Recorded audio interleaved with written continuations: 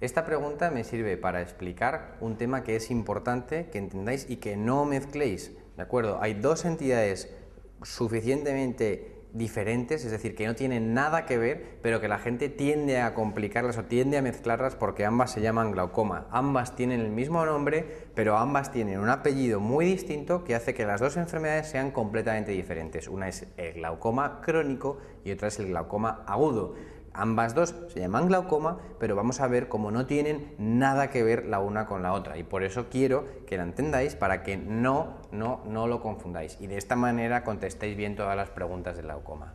Para eso es primero importante que comprendáis cómo es la circulación del humor acuoso en el ojo. La circulación del humor acuoso se hace o empieza en el cuerpo ciliar, que es el que encargado de segregar el humor acuoso. Pasa a la cámara posterior, que estaba entre el iris y el cristalino, y desde la cámara posterior, a través de la pupila, pasa a la cámara anterior, y en la cámara anterior llega hasta el ángulo irido corneal y se reabsorbe en una estructura que se llama trabéculum, ¿de acuerdo? Hay un pequeño porcentaje del líquido del humor acuoso que se reabsorbe a través de la vía uveoescleral. No es importante que lo sepáis y no tenéis que memorizarlo, pero que sepáis que hay una vía accesoria que también se utiliza para el drenaje del humor acuoso y que tiene su importancia porque la utilizaremos luego en el tratamiento del glaucoma. Esta es la circulación del humor acuoso. Vamos a ver cuáles son las dos situaciones que tenemos en el caso del glaucoma. Dos son las entidades de las que vamos a hablar y de las que os van a preguntar. Hay más tipos de glaucomas, pero yo quiero explicaros el glaucoma crónico de ángulo abierto y el glaucoma agudo de cámara estrecha o de ángulo estrecho, que son completamente diferentes, insisto. En el glaucoma crónico simple o glaucoma crónico de ángulo abierto, lo que hay es un aumento de la producción del humor acuoso o una disminución de la reabsorción del humor acuoso. No se sabe muy bien por qué, se produce, pero durante muchos años ese aumento de la presión está mantenido durante muchos años, es decir, un aumento de la producción mantenida o una disminución de la reabsorción, de manera idiopática. No sabemos el por qué. Pero esas cifras aumentadas de presión intraocular por efecto del aumento de la reabsorción, de la producción o la disminución de la reabsorción, esas cifras de tensión arterial mantenidas durante muchos años, nos va a producir una lesión en nuestra capa de fibras nerviosas. Acordaos de la retina, os dije no tenéis que saber cuáles son las capas de la retina, pero hay una que se llama capa de fibras nerviosas. Pues la capa de fibras nerviosas no es más que, pues si os imagináis la retina y yo aíslo la capa de fibras nerviosas, la capa de fibras nerviosas se reúnen todas ellas en el nervio óptico y os dije que los axones de estas fibras nerviosas son las que forman el nervio óptico. Fijaos aquí, las fibras nerviosas de la retina, de las diferentes partes de la retina, se juntan y me forman el nervio óptico. Aquí, por fuera, quedaría el tejido de sostén. ¿De acuerdo? Pues ese aumento de la presión intraocular mantenido, insisto, durante muchos años, lo que me va a hacer es que me va a ir destruyendo progresivamente estas células, estas fibras, de tal manera que si yo lo veo en un dibujo, en un corte en el nervio óptico, voy a ver que poco a poco se me van eliminando fibras, se me van eliminando estas fibras del nervio óptico. ¿De acuerdo? Por lo tanto, si yo antes en el ojo normal, en la papila, en el nervio óptico normal, yo veía que todo esto eran fibras nerviosas y lo más pequeñito, lo de dentro, era lo que llamamos tejido de sostén o excavación, entonces hace que el porcentaje, o mejor dicho, la división entre la excavación y la papila en el ojo normal, ¿vale?, tienda a 0, sea menor de 0,1 o de 0,2. Pero como en el glaucoma se van produciendo daño paulatino, van desapareciendo estas fibras, al final lo que voy a tener es mucho tejido de sostén y pocas fibras nerviosas. En este caso me quedan solamente muy poquitas y mi excavación ha aumentado. Por lo tanto, el denominador en este caso, es decir, la excavación papila, tiende a 1. Es decir, excavaciones de 0,9, 0,8 son excavaciones patológicas. Ahora entendemos por qué se utiliza para el diagnóstico de glaucoma cuál es la anatomía del nervio óptico.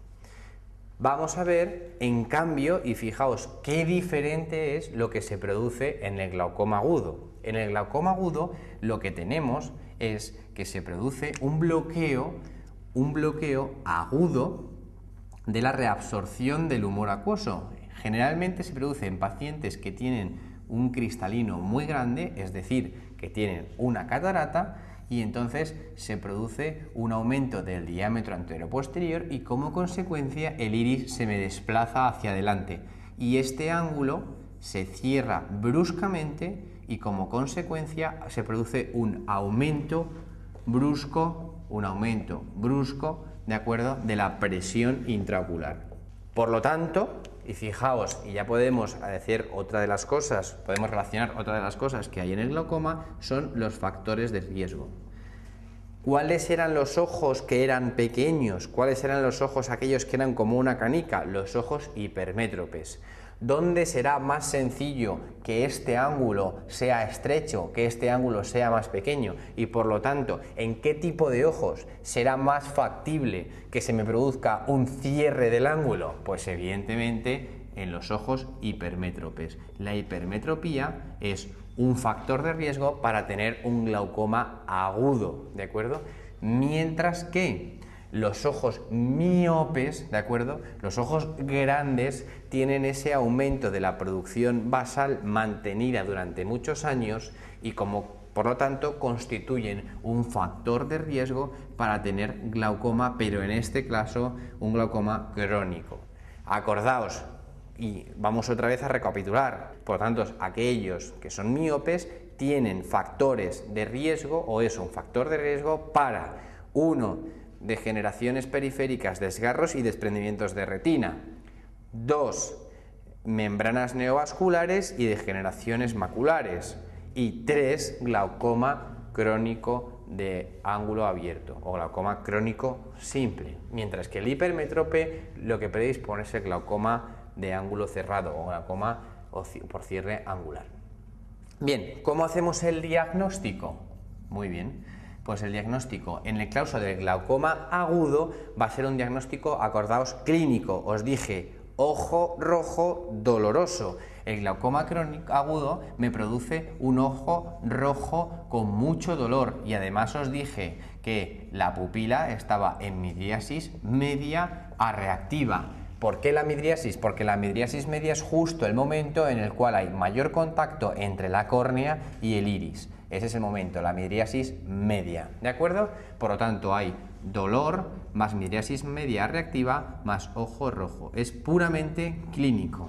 Fijaos que el glaucoma crónico simple no produce ningún tipo de clínica, es asintomático, el ojo nunca está rojo, no produce dolor y esa es la causa por la que esta es globalmente, que os lo dije, en el mundo la causa más frecuente de ceguera, porque es una enfermedad asintomática, no produce dolor, no produce enrojecimiento y además hasta que no está muy avanzado el glaucoma no se afectan las fibras de la mácula. ¿Y qué era la mácula? ¿Qué utilidad tenía? La visión.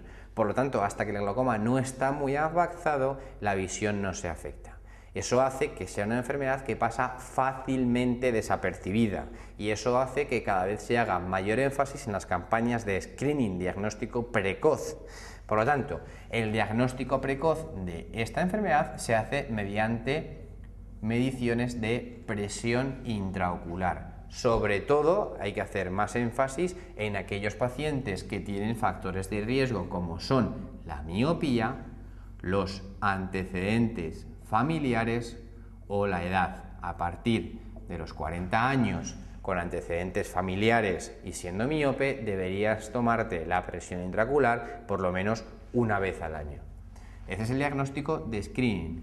Otro método que utilizamos para el diagnóstico es el fondo de ojo y entonces utilizamos lo que se denomina excavación papila. Ahora comprendéis por qué las excavaciones patológicas son aquellas en cuya relación excavación-papila la división se encuentra entre 0,9 y 0,8, porque eso quiere decir que mi excavación ha aumentado mucho con respecto a la papila porque se me han muerto, ¿de acuerdo?, la capa de fibras. Mientras que una papila normal, mi excavación es muy pequeñita, por lo que mi capa de fibras está indemne o intacta y como consecuencia la relación entre excavación y papila tiende a 0, es decir, es menor de 0,1, 0,2.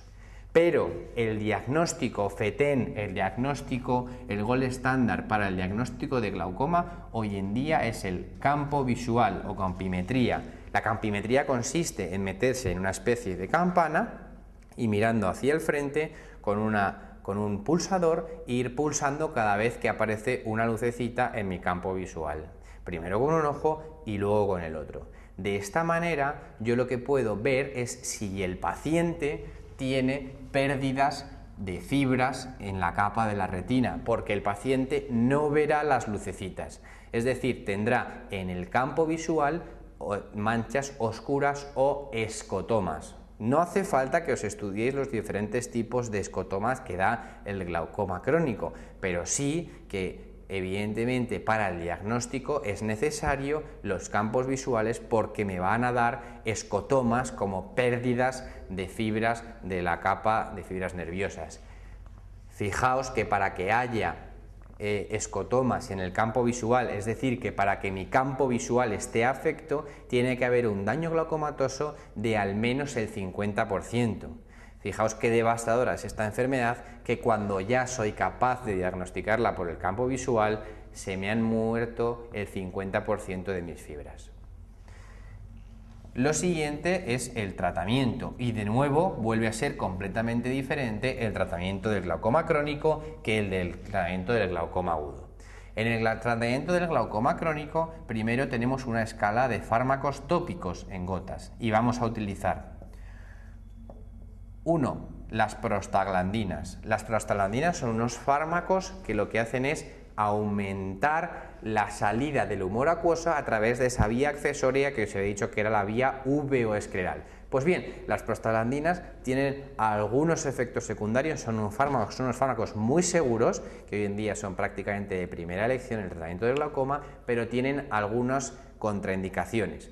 Una de ellas es que el paciente tenga los ojos claros, porque la prostaglandina oscurece los ojos, sobre todo si es un paciente joven con los ojos claros, con los ojos azules, con las prostaglandinas le oscurecerían los ojos. Y el otro efecto secundario importante que tenéis que conocer es que alarga las pestañas, ¿de acuerdo? Por lo tanto, en pacientes pues le puedes alargar mucho las pestañas con las prostaglandinas. Son unas pestañas que no son pestañas normales, no son pestañas en absoluto bonitas. Eso en cuanto a las prostaglandinas. El siguiente tratamiento en escala serían los beta bloqueantes tópicos. Los beta bloqueantes lo que producen una disminución en la producción del humor acuoso. Los beta bloqueantes son también fármacos muy seguros y muy usados, pero tienen dos contraindicaciones, como todos los beta bloqueantes. Una de las contraindicaciones sería el paciente asmático o EPOC, y la otra sería aquel que tiene un bloqueo auriculoventricular. Son las dos contraindicaciones de los betabloqueantes, porque aunque son tópicos tienen absorción sistémica y podemos tener una complicación sistémica, como es el caso del asma y el EPOC, que produjese un broncoespasmo, o en el caso de un paciente con un bloqueo le puedes producir un bloqueo completo. Los otros fármacos que se utilizan, pero ya en menor medida de manera tópica, son los inhibidores de la anhidrasa carbónica y por otro lado nos quedarían los alfa-2 agonistas. Los alfa-2 agonistas y los inhibidores de la anhidrasa carbónica producen un aumento de la reabsorción del humor acuoso. Si esto no funciona, entonces recurrimos a la cirugía y hay dos procedimientos que se hacen. Uno es la trabeculoplastia con láser. Ya la trabeculoplastia lo que hace es quemar el trabeculum para así filtre más humor acuoso a través de él, pero tiende a cerrarse Por lo tanto, es un procedimiento transitorio. Mientras que el definitivo o el tratamiento quirúrgico definitivo sería la trabeculectomía. Trabeculectomía, es decir, hacer una nueva vía en el trabéculum, quitar un trozo de trabéculum para que filtre bien a través de él.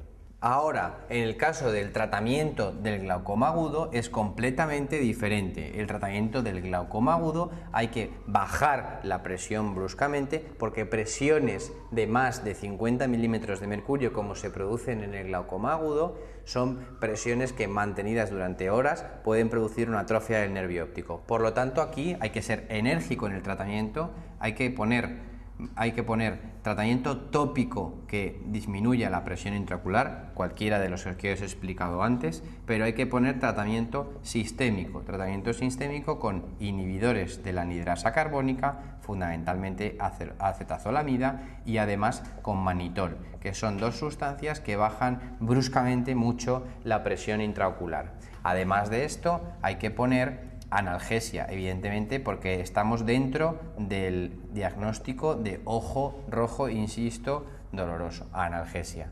Y cuando el episodio agudo ya ha pasado, cuando el ojo está más tranquilo, le voy a poner pilocarpina para cerrar la pupila. Acordaos, glaucoma agudo, pupila en midriasis media, le voy a poner pilocarpina para cerrar la pupila, ¿de acuerdo? Pilocarpina. Fijaos que es lo que han preguntado infinitas veces en el MIR, innumerables veces en el MIR, y que no debéis de confundir, están contraindicados en el tratamiento del glaucoma agudo todas las sustancias que sean adrenérgicas, todas las sustancias que me dilaten la pupila. Por lo tanto, los alfa-2 agonistas que utilizábamos en el tratamiento del glaucoma crónico están contraindicadas en el tratamiento del glaucoma agudo. Diferencia importante. Y os he dicho que el diagnóstico es clínico, por favor, no lo confundáis, clínico, que el glaucoma crónico es asintomático, mientras que el glaucoma agudo produce mucha clínica. Y luego, después de todo esto, en el tratamiento, cuando ya el ojo está relajado y descansado, lo que le hago es una iridotomía. Le hago un agujero y le voy a hacer un agujero en el iris. ¿Para qué? Le voy a hacer un agujero en el iris para que haya una comunicación alternativa entre la cámara anterior y la cámara posterior y no se me vuelva a cerrar la pupila, a cerrar el ángulo cuando haya una midriasis media. Y esta iridotomía, por tanto, se lo hago en el ojo del glaucoma agudo, en el ojo en el que se cerró el ángulo, pero también en el ojo contralateral. ¿Para qué? Para prevenir que lo que me pasó en un ojo, que ese cierre angular tan doloroso, no me pase en el otro ojo también. ¿Vale? Estas dos entidades son dos entidades completamente diferentes que no debéis confundir nunca, y por eso la respuesta correcta a esta pregunta que decía cuál de las siguientes manifestaciones del glaucoma primario de ángulo abierto usted no esperaría encontrar, me da igual si yo no sé alguna de las opciones, no lo sé, pero lo que sé es que no hay episodios de enrojecimiento y dolor autolimitado. Esta es la manera que tenéis para contestar las preguntas en el MIR. Esa es la manera.